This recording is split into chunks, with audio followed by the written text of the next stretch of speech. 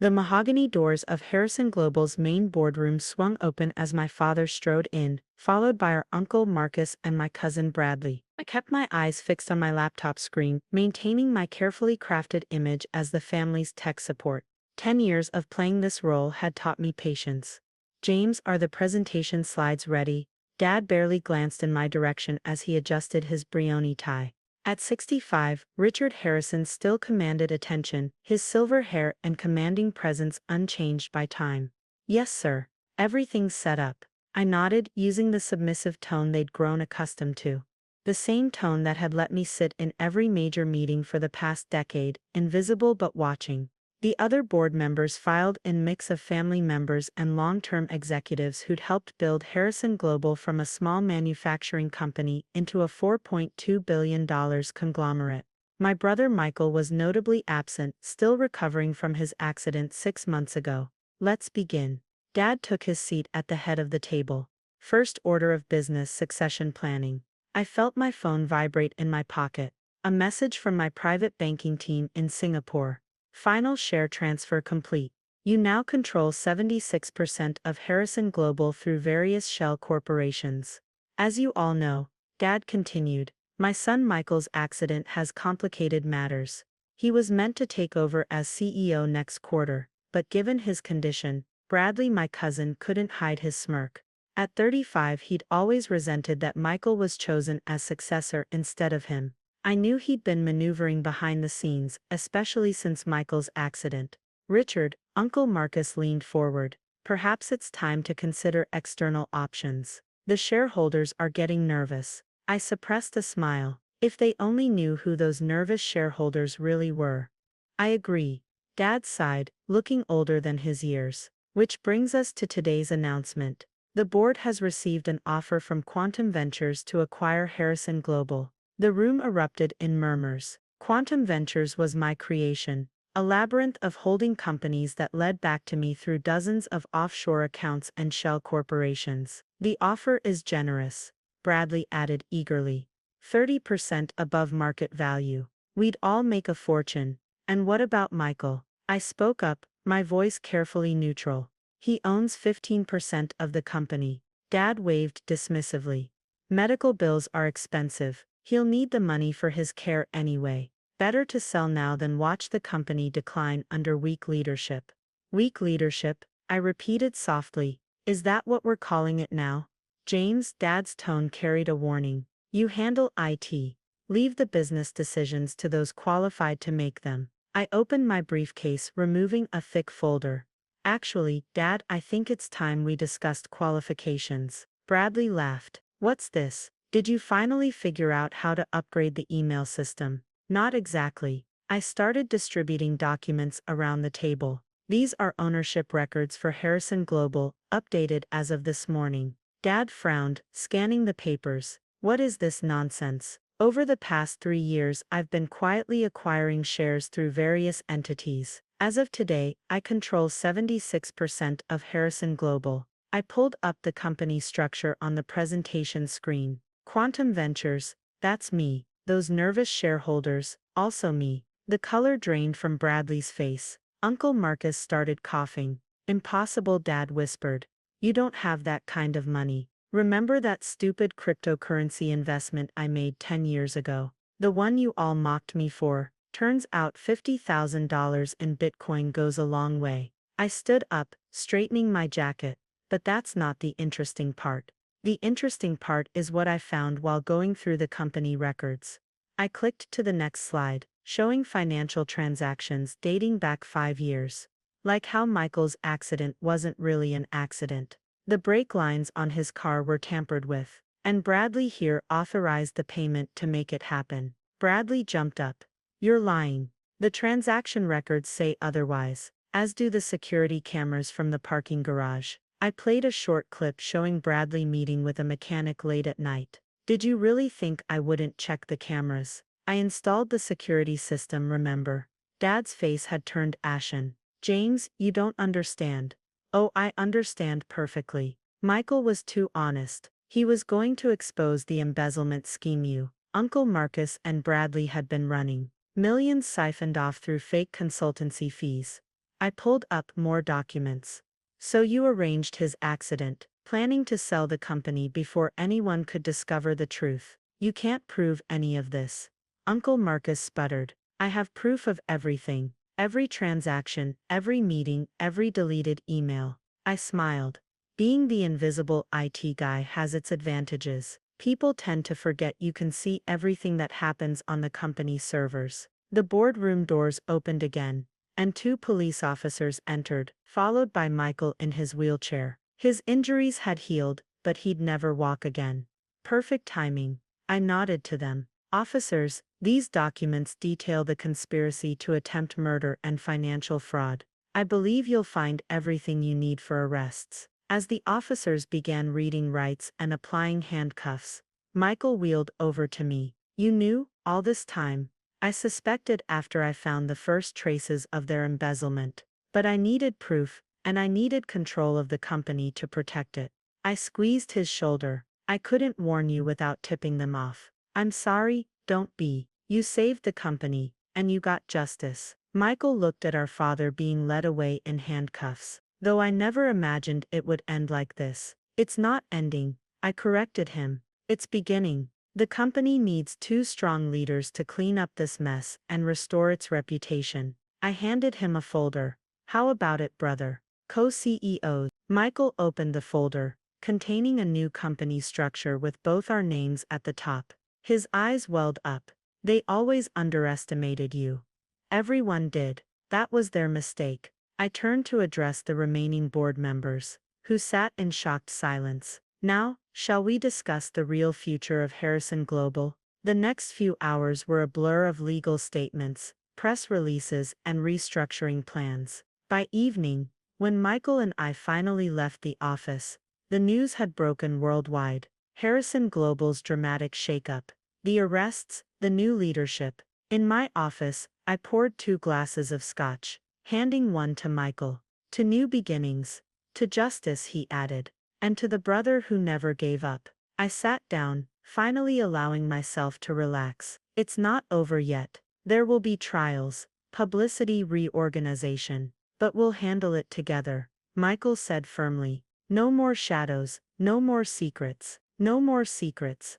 I agreed, though I kept one last detail to myself.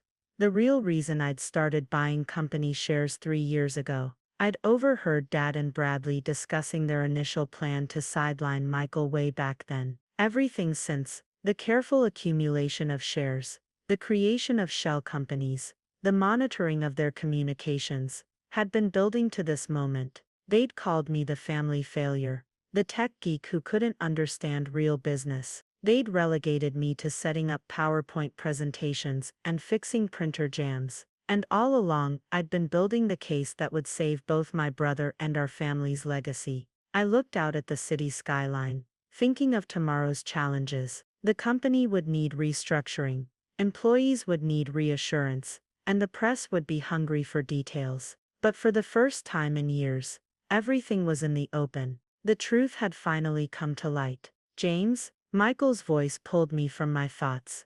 What are you thinking about? I turned back to my brother, smiling. Just wondering what they'll say when they realize the IT guy now runs the empire. They'll say they should have checked their emails more carefully. Michael laughed. As night fell over the city, we began planning the future of Harrison Global. The company would survive this crisis, stronger and more ethical than before. And somewhere in a police station downtown, our father, uncle, and cousin were learning the hard way that sometimes the most dangerous person in the room is the one they never bothered to notice. 2 weeks after the arrests, I sat in what used to be my father's office, reviewing the flood of emails and messages that had poured in since the news broke. The Wall Street Journal had dubbed it the silent coup, while Bloomberg ran with tech support to CEO.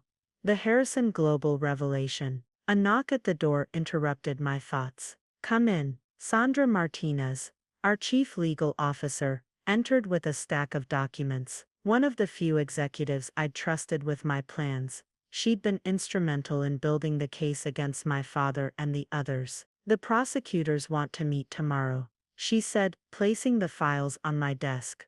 They're offering plea deals to Bradley and your uncle in exchange for testimony against your father. I leaned back, considering the implications. They're turning on each other already. Your father's not taking it well. He's demanding to see you.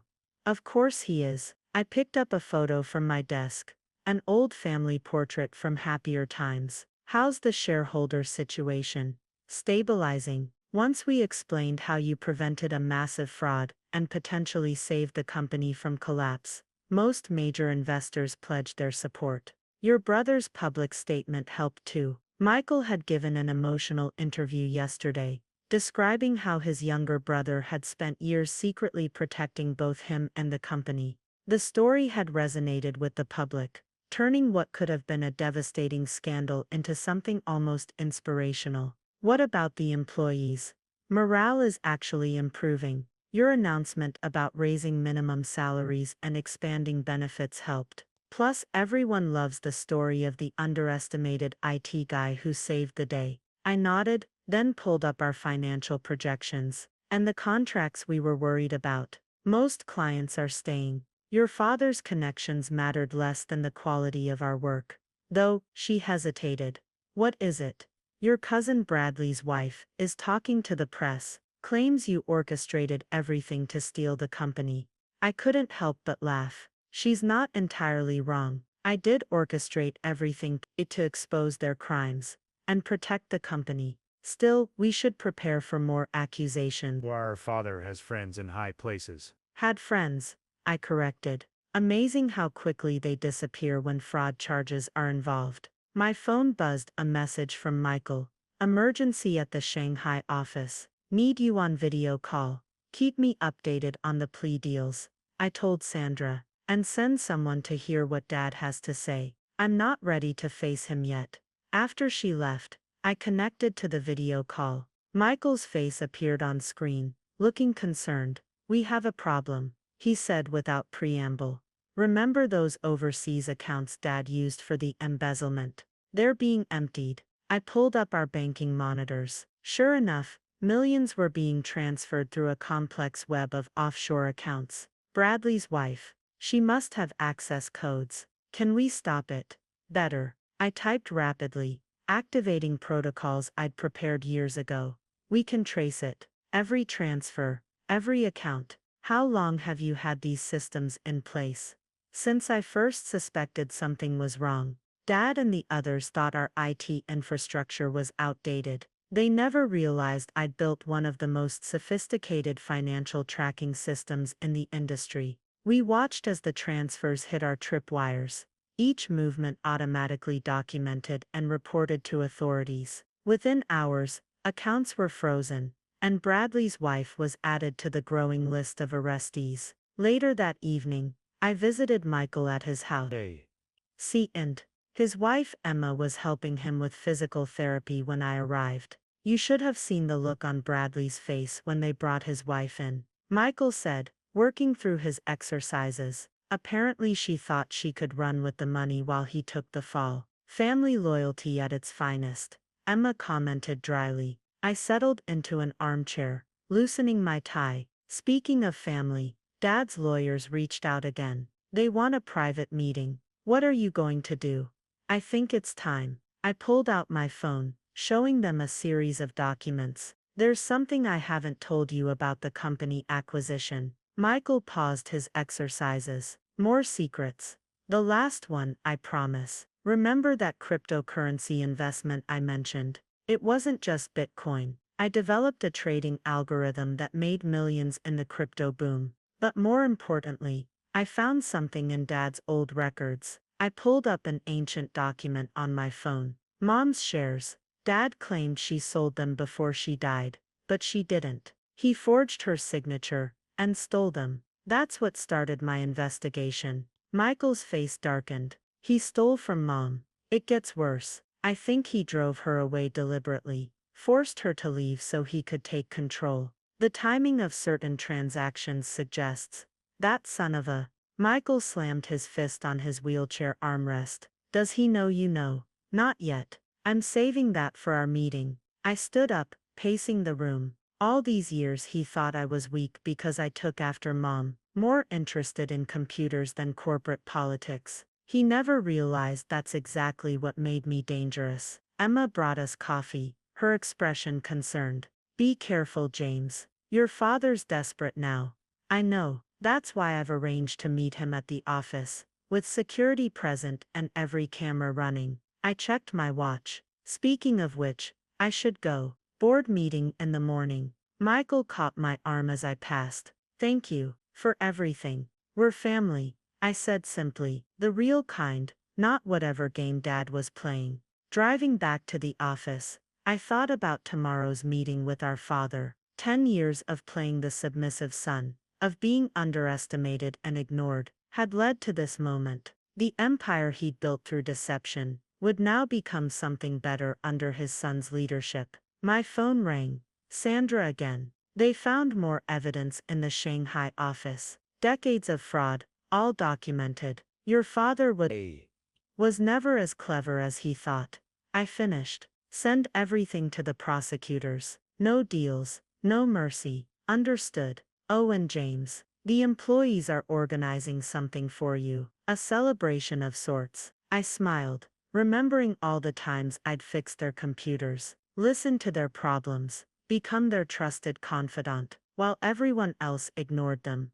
Tell them thank you. But the real celebration will be when we've rebuilt this company into something we can all be proud of. Tomorrow I would face my father one last time. But tonight I had work to do. The empire hadn't just changed hands. It was changing its very nature. And somewhere, I hoped Mom was watching, finally seeing justice done.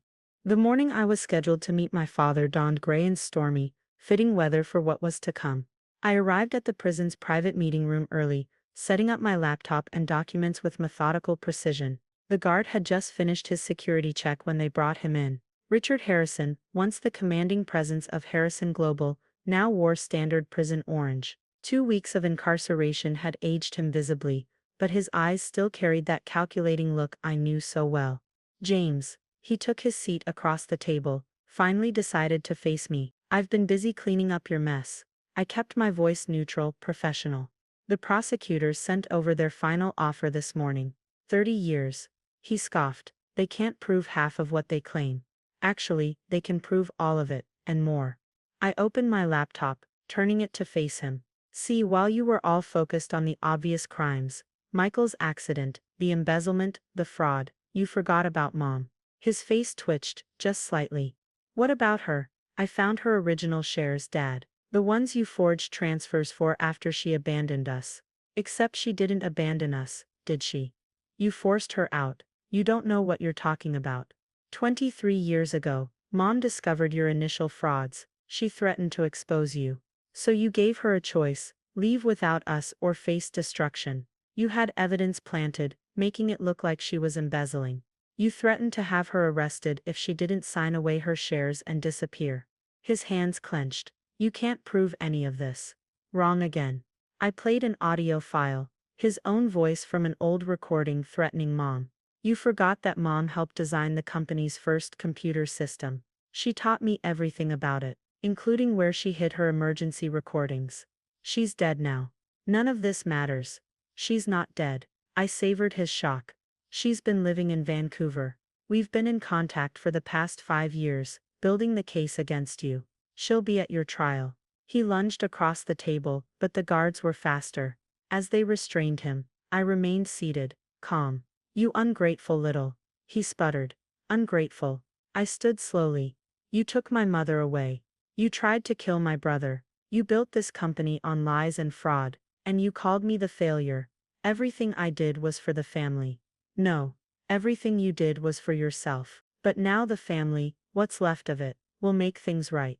I gathered my documents. The board meets this afternoon to formalize the new structure. Michael and I will announce Mom's return to the company tomorrow. Your empire is gone, Dad. What rises from it will be something better. You think you can run this company? He sneered. You're nothing but a tech geek. A tech geek who outmaneuvered you at every turn. Who built a fortune while you thought I was fixing printers. Who saved the company you nearly destroyed.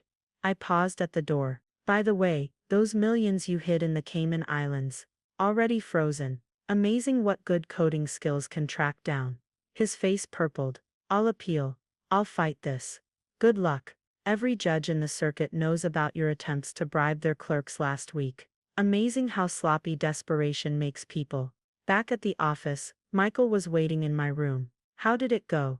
About as expected. He threatened, raged, denied. The usual. And you told him about Mom? Yes. She's flying in tonight. Michael wheeled over to the window. 23 years. All this time he made us believe she abandoned us. He made us believe a lot of things. That money was more important than ethics. That power meant crushing others.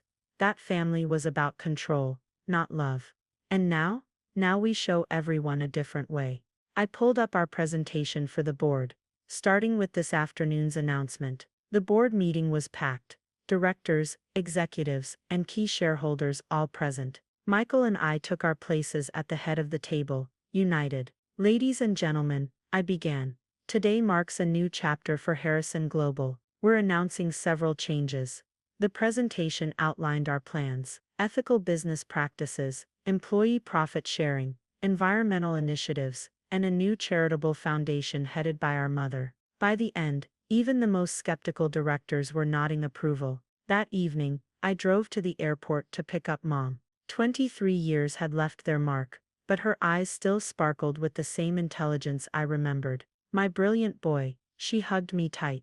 You did it, we did it, I corrected. Your recordings, your guidance, your strength. It all helped bring down his house of cards. And now? Now we build something real, something worthy of the Harrison name, the way it should have been. As we drove back to the city, past the gleaming towers of the empire we'd reclaimed, I felt a weight lift. The long game was finally over. The truth had won. Mom squeezed my hand. He never saw it coming, did he? The quiet son, the overlooked one, the IT guy. I smiled. Too busy fixing computers to be a threat. Their biggest mistake was thinking technology wasn't real power. No, I corrected.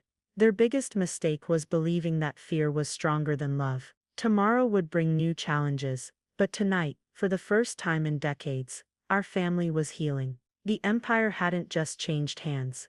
It had changed hearts. 1 year after the arrests, I stood at the podium during Harrison Global's annual shareholders meeting. The auditorium was packed, with Michael beside me and Mom in the front row. When we gathered here last year, I began. Harrison Global was emerging from its darkest chapter. Today I'm proud to report our strongest quarter in company history. The screens behind me displayed our achievements. Profits up 40%, employee satisfaction at record highs, and our new ethical business practices, earning international recognition. But numbers tell only part of the story. I continued. The real measure of our success lies in the lives we've touched. We played a video showing our initiatives, scholarships for employees' children, sustainable energy projects, and the Harrison Foundation's work helping families affected by corporate fraud. The camera panned across faces, not just executives, but workers at every level, all part of our reformed company family. Yesterday I received a letter. I pulled it from my jacket. It was from a junior IT technician, reminiscing about how she once felt invisible in her corporate role. She wrote that our story gave her courage to speak up about irregularities in her own company's practices. They caught a major fraud before it could destroy lives.